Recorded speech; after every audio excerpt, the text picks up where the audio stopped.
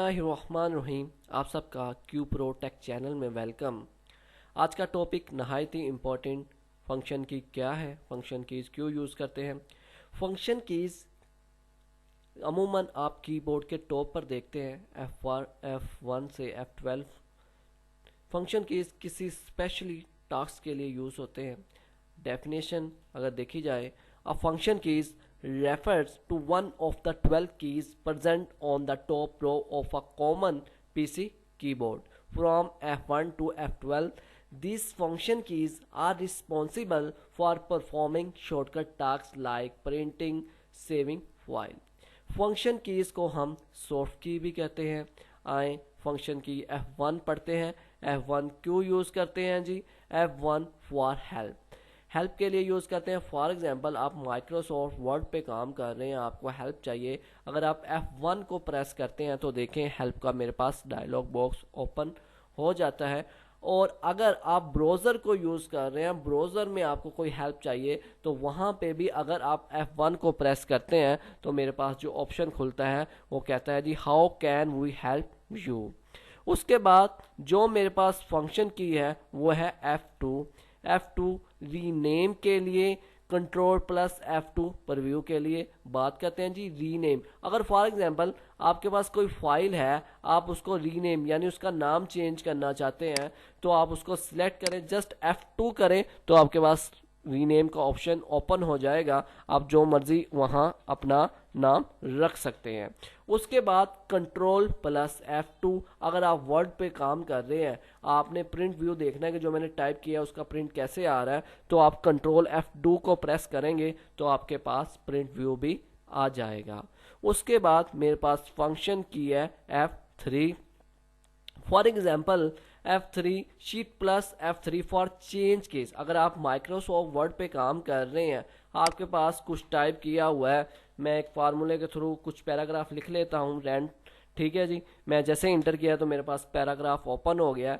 आप देखें ये सेंटेंस केस वाइज लिखे हुए हैं। आपको पता है माइक्रोसॉफ्ट में डिफरेंट केस होते हैं, upper case, lower case, sentence case, capitalize each word, toggle case. For example मैं इसको अपर केस में चेंज करना चाहता हूँ, यानी सारे लफ्ज़ बड़े करना चाहता हूँ। शिफ्ट F3 करके देखते हैं, देखें सारे वर्ड जो है वो कैपिटलाइज हो यानी बड़े अपर हो गए हैं। अगर मुझे छोटे यानी लोअर केस में चाहिए, शिफ्ट F3 को दोबारा प्रेस करता हूँ, देखें सारे छोटे हो गए हैं। अगर मुझे सेंटेंस केस में चाहिए तो मैंने शिफ्ट फिर F3 को दबाया।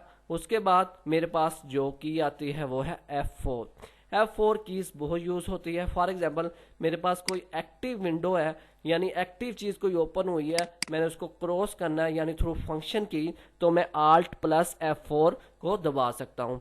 Alt प्लस F4 अगर आप डेस्कटॉप पे आके करेंगे यानी कोई चीज ओपन नहीं होगी तो आपके पास शट डाउन का भी ऑप्शन आ जाएगा, ठीक है जी।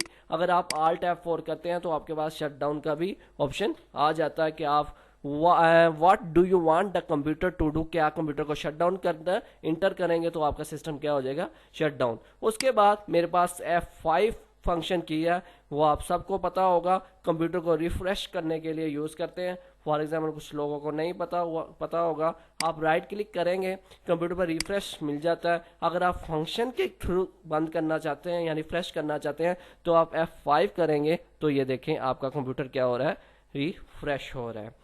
उसके बाद मेरे पास फंक्शन की है F6 क्यों यूज करते हैं? Use to activate keyboard command in task bar. मैं एक्टिवेट करना चाहता हूं यानी टास्क बार, आपको पता है टास्क बार पर भी आइकॉन्स पड़े होते हैं। अगर आप F6 दबाएंगे जो आपके टास्क बार यानी जो आइकॉन्स पड़े होंगे वो क्या हो जाएंगे, एक्टिव हो जाएंगे। उसके बाद मेरे पास F7 की है, spelling and grammar check. For example मैं माइक्रोसॉफ्ट वर्ड टाइपिंग कर रहा था, मैंने देखना है यार मेरा कोई स्पेलिंग मिस्टेक तो नहीं है। अगर मैं शिफ्ट F7 फंक्शन की बात कर रहा हूँ, अगर मैं अकेला F7 को प्रेस करूंगा तो देखते हैं जी क्या होता है। जैसे ही F7 किया, view or design check selection, word you check the reset, कह रहा है कि आप देखना चाहते हैं, कहते हैं स्पेलिंग एंड ग्रामर बिल्कुल सही है। फॉर एग्जाम्पल कुछ मैं वर्ड आपको गलत टाइप करके दिखाता हूँ, मैंने पाकिस्तान का N नहीं डाला तो मैंने सिर्फ सिंपल F7 किया तो मेरे पास देखें कह रहा है कि पाकिस्तान के स्पेलिंग आपके गलत है। अगर मैं चेंज करना चाहूँ तो उसके साथ चेंज कर दिए हैं। उसके बाद मेरे पास फंक्शन की है F8।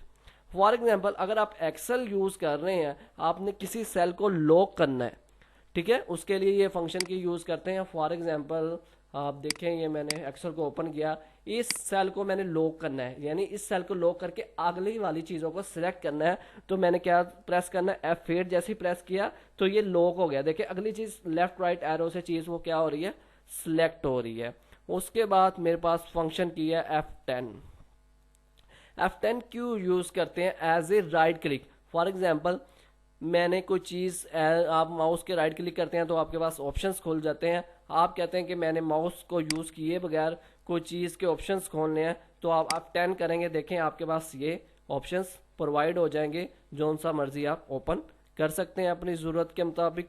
उसके बाद मेरे पास अगली जो फंक्शन की है वो है F11, full screen on off in browser. अगर फॉर एग्जांपल आप कोई ब्राउज़र को यूज़ कर रहे हैं, F11 के थ्रू आप उसको मैक्सिमाइज भी कर सकते हैं, ऑन भी कर सकते हैं, यानी बड़ी भी कर सकते हैं और छोटी भी। फॉर एग्जांपल मैंने ब्राउज़र को ओपन किया, जैसे ही मैंने F11 किया, देखें क्या हो रहा है जी, मेरा ब्राउज़र बड़ा हो गया। F11 को दोबारा किया तो ऑफ हो गया। उसके बाद जो मेरे पास लास्ट फंक्शन की बचती है वो है F12। फॉर एग्जाम्पल आप माइक्रोसॉफ्ट वर्ड यूज़ कर रहे हैं, एक्सेल यूज़ कर रहे हैं या पावर पॉइंट यूज़ कर रहे हैं, आपने फाइल को सेव करना है। एक तो तरीकाकार होता है कि मैंने फाइल को अगर सेव करना है तो मैं Ctrl+S करूं तो मेरे फाइल की लोकेशन पे चला जाता हूं। अगर मैं F12 करता हूं तो क्या होता है, F12 जैसे ही मैंने किया तो आप फिर भी सेव की ऑप्शंस पे पहुंच जाते हैं। अगर आपने अपनी फाइल को सेव करना है जहां आप लोकेशन दें, और वहां पे आप इसको सेव कर सकते हैं। उम्मीद करता हूं कि फंक्शन कीज़ आपको अच्छे तरीके से समझा सका। अगर आपको वीडियो अच्छी लगी है तो लाइक और सब्सक्राइब जरूर कीजिएगा। अल्लाह हाफिज़।